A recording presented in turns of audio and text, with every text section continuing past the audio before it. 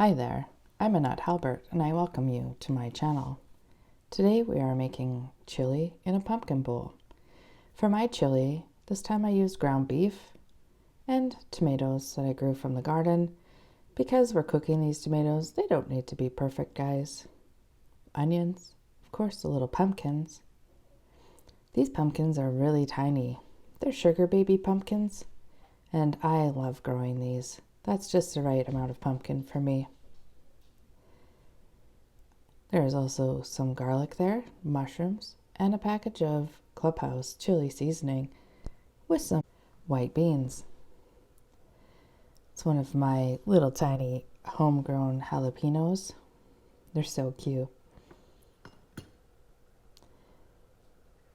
My son told me this one time. If you cut your onion so that the core of it is still together and you chop it like that, it won't fall apart on you while you're cutting it. It's such a great tip. Smash the garlic.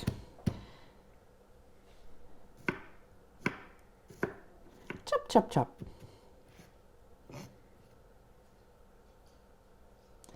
Now I thinly sliced my jalapeno because while I am not a big fan of spice, and I know jalapenos aren't super hot, I wanted them in little tiny pieces so that there was no risk of getting a big mouthful of these guys. Now, as always, when you're opening up a squash or using a knife for any reason, you want to be super careful. I just cut the lid off of these guys. There we go, just like you might if you were carving a jack-o'-lantern. I cut the seeds off. And boy, these pumpkins are full of seeds. There's more seeds in one of these pumpkins than some of the bigger pumpkins that I've grown before.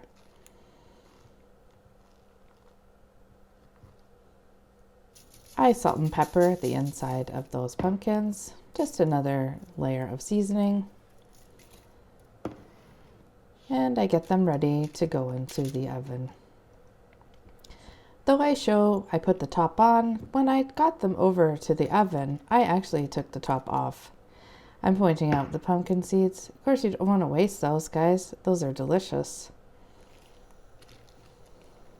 In a pot, I start by browning the beef burger.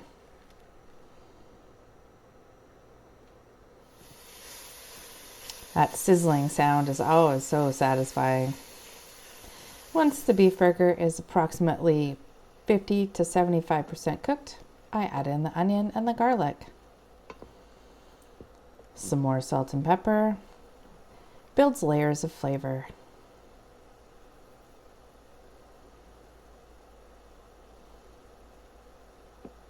I put in the chopped up mushrooms.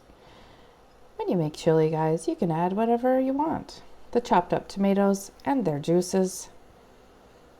I leave the skins on. It's extra fiber, along with the white kidney beans and the chili seasoning. Gonna give that a stir. I did end up giving this pot a little bit of water and I let it simmer for 20 minutes while the pumpkins were cooking. The pumpkins took a long time to cook because I had them in my toaster oven at about 350, 375 for half an hour. You want them to be at least 75% cooked by the time that you put the chili in there.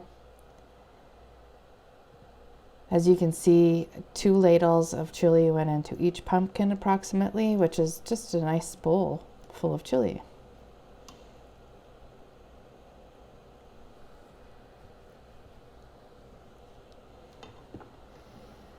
I had cut up some old cheddar cheese that I had.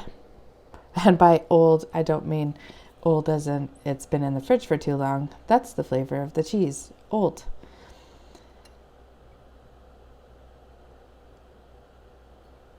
It's great when you dip into this pumpkin, you get a little bit of that cheese along with your chili and some pumpkin from the side. It's absolutely scrumptious. I put that back into the toaster oven. In hindsight, I would have used my big oven, but I didn't feel like turning it on for these 2 tiny pumpkins. You want to make sure that your pumpkin is completely cooked. Now this is delicious, guys. Give it a try, and if you do, let me know. Take care. Bye for now.